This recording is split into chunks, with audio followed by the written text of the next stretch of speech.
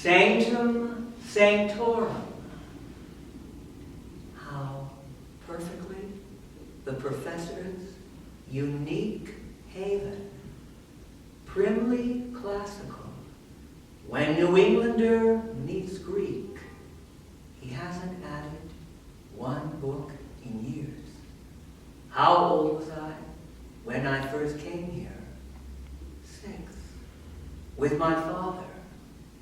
Father, how dim his face has grown. He wanted to speak to me just before he died. The hospital. Smell of a diaphragm in the cool halls. Hot summer. I bent down. His voice had withdrawn so far away, I couldn't understand him. What son can ever understand?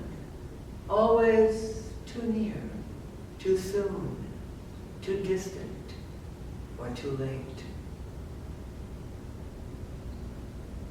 What memories on such a smiling afternoon. This pleasant old town, after 3 months, I won't go to Europe again. Couldn't write a line there. How answer the fierce question of all those dead and maimed? Too big a job for me. But back here, it is the interlude that gently questions. In this town, dozing, decorous bodies, moving with circumspection through the afternoons. Their habits affectionately chronicled, an excuse for weaving amusing words. Minor, not of cosmic importance hardly, but there is a public to cherish them, evidently, and I can write. More than one can say of these modern sects, yahoos. I must start work tomorrow. I'd like to use the professor in a novel sometime, and his wife. Seems impossible she's been dead 6 years, so aggressively. His wife, poor professor. Now it's Nina who bosses him, but that's different. She has bossed me too. Ever since she was a baby, she's a woman now. Known love and death. Gordon brought down in flames.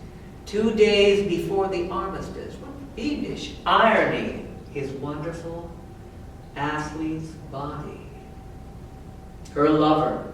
Charred bones in a cage of twisted steel. No wonder she broke down. Mother said she's become quite queer lately. Mother seemed jealous of my concern. Why have I never fallen in love with Nina? Could I? That way? Used to dance her on my knees, sit her on my lap. Even now she'd never think anything about it, but sometimes the smell of her hair and skin, like a dreamy drug. Dreamy. There's the rub. All dreams with me. My sex life among phantoms. Why? Oh, this digging in gets nowhere. To the devil with sex. Our impotent pose of today, to beat the loud drum on fornication. Boasters. Eunuchs parading with the phallus, giving themselves away. Whom do they fool? Not even themselves. Oh, always that memory. Why can't I ever forget? As sickeningly clear as if it were yesterday. Prep school, Easter vacation, Fatty Boggs, and Jack Frazier. That house of cheap vice, $1. Why did I go? Jack, the dead game sport. How I admired him. Afraid of his taunts. He pointed to the Italian girl. Take her, daring me. I went, miserably frightened. What a pig she was. Pretty vicious face, under caked powder and rouge. Surly and contemptuous. Lumpy body, short legs, and thick ankles. Slums of Naples. What you gawking about? Get a move on, kid. Kid. I was. Only a kid. 16. Test of manhood, ashamed to face. Jack, again, a must fool. I might have lied to him. But I honestly thought that wench would feel humiliated if I was a stupid kid.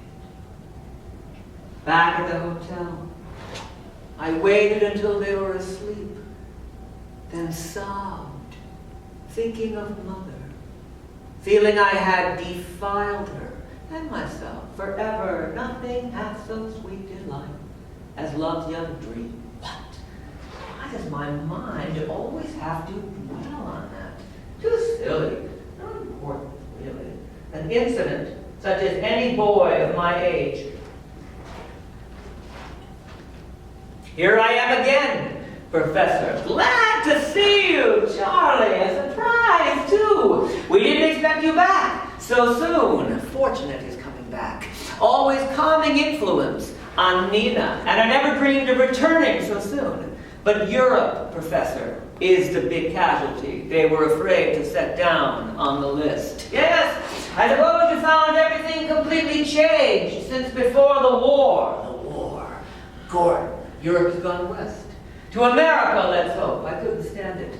There were millions sitting up with the corpse already who had a family right to be there. I was wasting my time, too. I couldn't write a line, but where's Nina?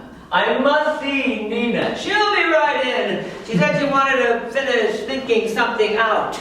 You'll find Nina changed, Charlie. Greatly changed. The first thing she said at breakfast, I dreamed of Gordon as if she wanted to taunt me. How absurd. Her eyes positively glared. She dreams about Gordon. Well, I'd hardly call that a change, would you? But I must constantly bear in mind that she's not herself. That she's a sick girl. The morning news of Gordon's death came. Her face like gray putty, beauty gone.